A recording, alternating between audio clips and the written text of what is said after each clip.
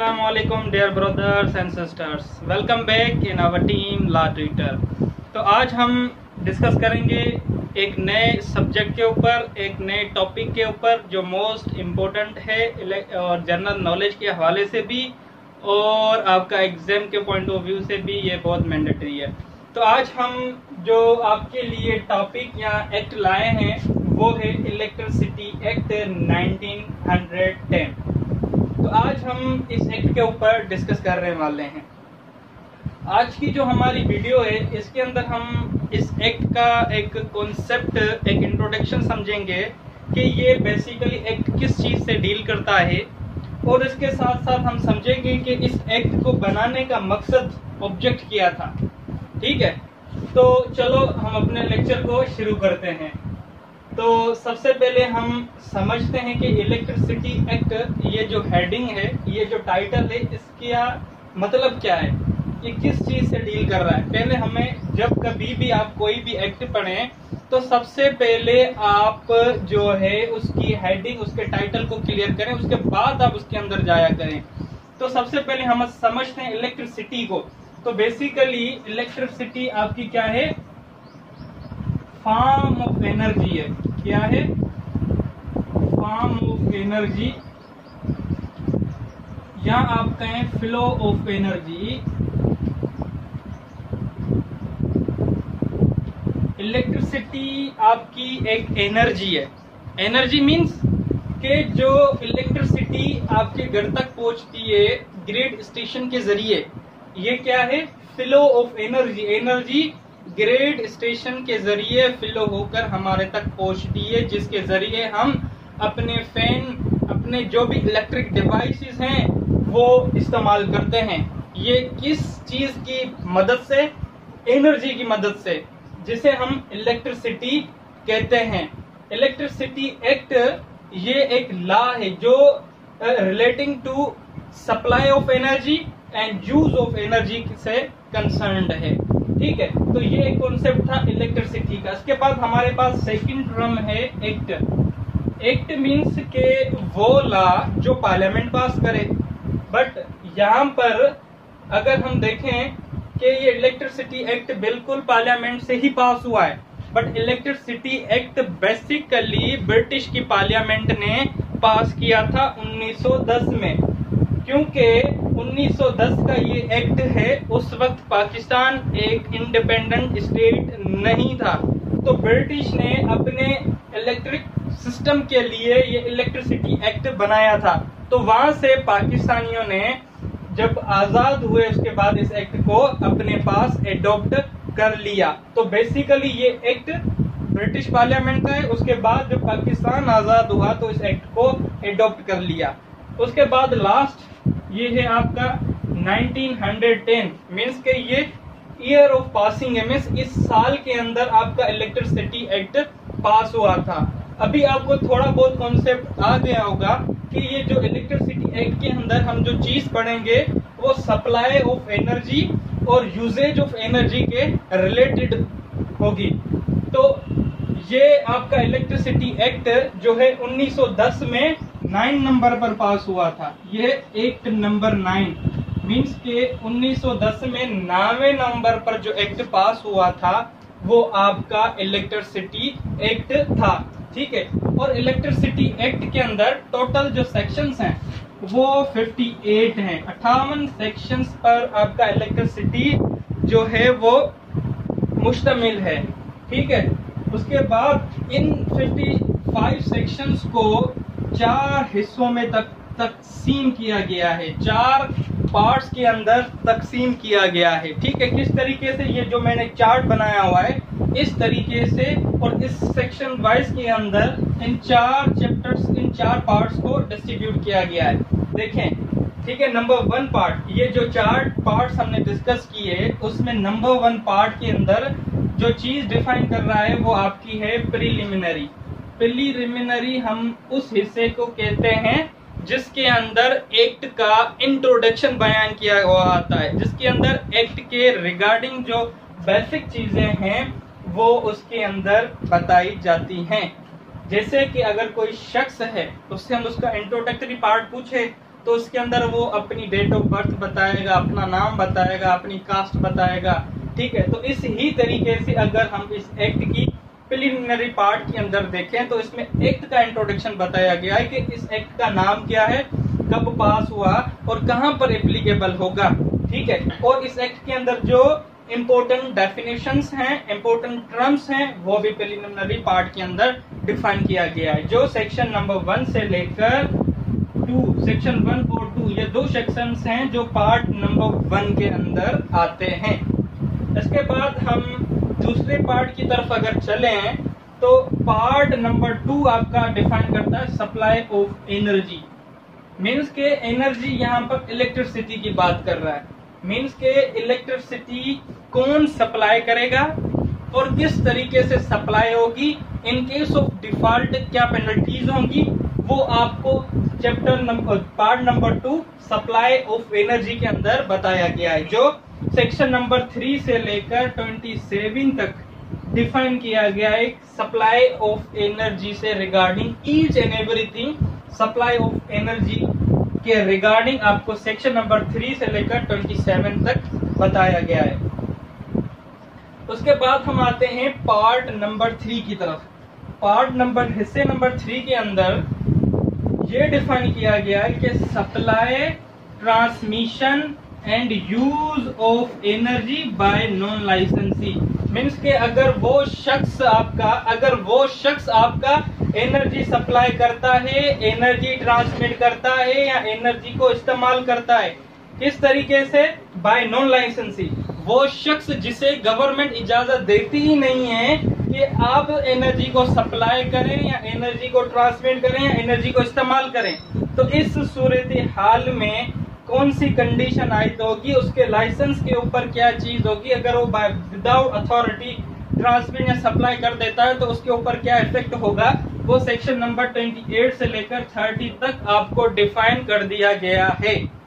तो अब हम आते हैं सेक्शन नंबर पार्ट नंबर 4 की तरफ। बेसिकली पार्ट नंबर 4 में एक जर्नल प्रोविजंस बताए गए हैं रिगार्डिंग एनर्जी।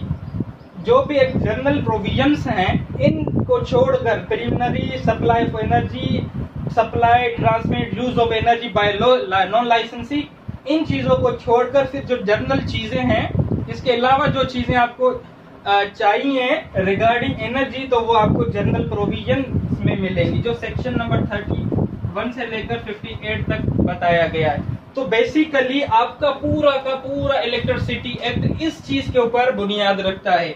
4 जो शेड्यूल्स हैं जिसको हमने स्टेप बाय स्टेप डिस्कस किया, अगर आप ये चीज समझ गए आपका इलेक्ट्रिसिटी एक्ट कंप्लीट। ठीक है, अब हम आते हैं कि इस एक्ट के अंदर कितने शेड्यूल्स हैं। शेड्यूल्स आपके इस एक्ट के अंदर एक है, जिसमें जो प्रोविजंस बताए गए हैं उसका एक डिटेल प्रोसीजर, एक डिटेल्ड एक्सप्लेनेशन जो है शेड्यूल के अंदर दी जाती है। तो वो आपका इलेक्ट्रिसिटी एक्ट के अंदर एक शेड्यूल है। ठीक है, वो हम आगे चलकर डिस्कस करेंगे, इन सब सेक्शंस को भी डिस्कस करेंगे।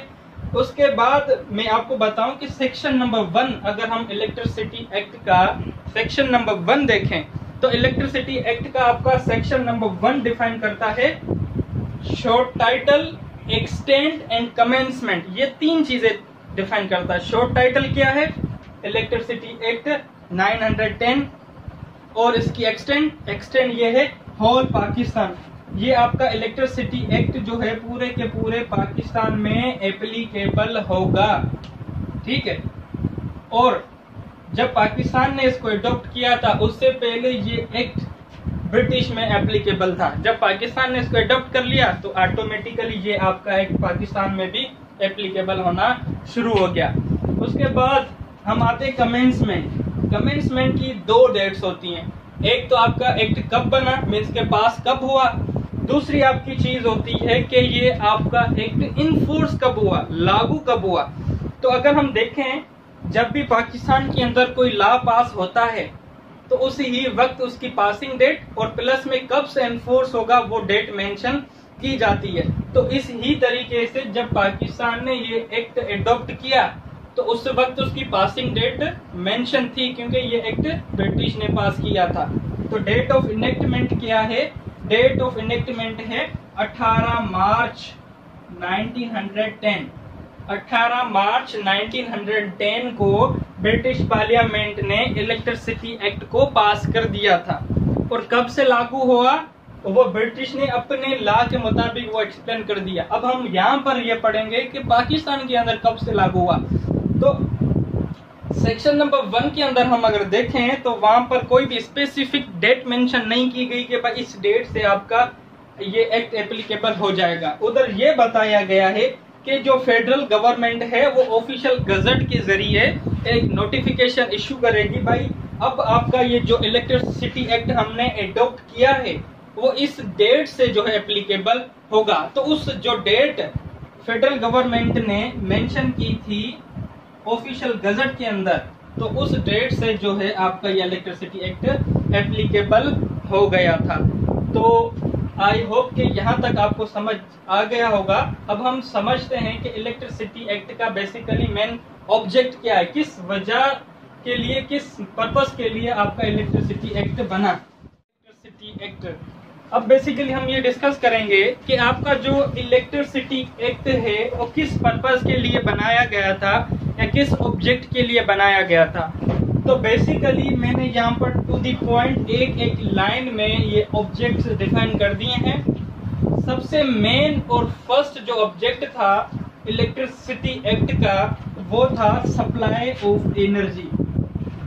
सप्लाई ऑफ एनर्जी जो हमने पीछे डिस्कस किया, मीन्स के आपकी एनर्जी किस तरीके से सप्लाई होगी और कौन इलेक्ट्रिसिटी को सप्लाई कर सकता है और किस तरीके से वो सप्लाई होगी। तो इसका ये मेन पर्पस यही है। इलेक्ट्रिसिटी एक्ट आपको एक प्रोसीजर बताता है सप्लाई ऑफ एनर्जी का। तो इसलिए हम कहते हैं कि इलेक्ट्रिसिटी एक्ट का पर्पस एक ये है कि इलेक्ट्रिसिटी को एक जगह से दूसरी जगह ट्रांसफर करना। दूसरा अगर हम ऑब्जेक्ट देखें use of energy, use of energy कौन करता है, मीन्स के जो लाइसेंसी है वो एनर्जी सप्लाई करता है with the approval of government. तो वहां पर जो शख्स को इलेक्ट्रिसिटी सप्लाई की जाती है वो इलेक्ट्रिसिटी को कंज्यूम करता है, इलेक्ट्रिसिटी को इस्तेमाल करता है, इलेक्ट्रिसिटी को यूज करता है। तो उसके एवज में उसको क्या चीज देनी होगी, कौन सी कंपनसेशन देनी होगी, क्या मीन्स के इलेक्ट्रिसिटी का जो मीटर्स लगा होता है उसके अंदर आपकी एनर्जी काउंट होती है। तो पर यूनिट के हिसाब से आपकी एनर्जी के पैसे आपको देने होते हैं। तो basically use of energy means के जो शख्स आपकी एनर्जी इस्तेमाल कर रहा है उसके लिए क्या लॉज होंगे, इन केस वो थेफ्ट करता है तो उसके लिए क्या पनिशमेंट होगी। तो ये भी चीज आपकी इलेक्ट्रिसिटी एक्ट में डिफाइन की गई है। तो इसलिए हम कहते हैं कि यूज ऑफ एनर्जी के रिगार्डिंग भी इलेक्ट्रिसिटी एक्ट का एक पर्पज है। Number 3, protect interest of consumer. Consumer के इंटरेस्ट को प्रोटेक्ट करने के लिए या प्रोटेक्शन प्रोवाइड करने के लिए भी आपका इलेक्ट्रिसिटी एक्ट बना है, क्योंकि जो शख्स इलेक्ट्रिसिटी कंज्यूम कर रहा है उसका वो इंटरेस्ट जो भी है या उसका जो बिल है उसमें आप डिडक्शन लगा देते हैं या उसके बिल में एक्स्ट्रा टैक्सेस लगा देते हैं, चार्जेस लगा देते हैं जो उसके ऊपर होती ही नहीं है। तो उसके इंटरेस्ट को प्रोटेक्ट करने के लिए आपका इलेक्ट्रिसिटी एक्ट है। इलेक्ट्रिसिटी एक्ट में ये चीज बताई गई है कि आप कंज्यूमर का किस तरीके से प्रोटेक्ट इंटरेस्ट या उसका इंटरेस्ट को प्रोटेक्ट करेंगे। ठीक है, इसके बाद नंबर 4 है प्रोमोट इलेक्ट्रिकल इंडस्ट्रीज। जो भी इलेक्ट्रिकल इंडस्ट्रीज हैं, इलेक्ट्रिकल कंपनीज है, उसको प्रमोट करने के लिए भी एक इलेक्ट्रिसिटी एक्ट बना, क्योंकि इलेक्ट्रिसिटी एक्ट आपको एक डिसिप्लिन, रूल्स एंड रेगुलेशंस मुहैया करता है कि अगर in case of dispute arise हो जाता है तो उसको किस तरीके से आपको सोल्व करना है कॉन्फ्लिक्ट को, और अपनी इंडस्ट्री को, अपनी इलेक्ट्रिक कंपनी को किस तरीके से प्रमोट और डेवलप करना है, तो वो भी आपको इलेक्ट्रिसिटी बताता है। उसके बाद हम आते हैं measures against theft of energy. अगर एनर्जी की कोई चोरी करता है, थेफ्ट करता है, जो थेफ्ट या जो ऑफेंसेस अंडर इलेक्ट्रिसिटी एक्ट बताए गए अगर वो कोई शख्स करता है तो उसको इलेक्ट्रिसिटी एक्ट के तहत सजा दी जाएगी। जो मेजर्स इलेक्ट्रिसिटी एक्ट में बताए गए उसके तहत उसको सजा दी जाएगी। तो बेसिकली ये मेन ऑब्जेक्ट्स हैं, ऑब्जेक्टिव्स हैं आपके इलेक्ट्रिसिटी एक्ट के। तो आई होप कि आपको हमारा लेक्चर पसंद आया होगा। इंशाल्लाह हम इसी तरीके से इलेक्ट्रिसिटी एक्ट के जो फर्दर सेक्शंस हैं, फर्दर जो लेक्चर्स हैं वो कंटिन्यू करेंगे। आई होप कि आपको हमारी वीडियो अच्छी लगी होगी। अल्लाह हाफिज़, मिलते हैं नेक्स्ट लेक्चर में।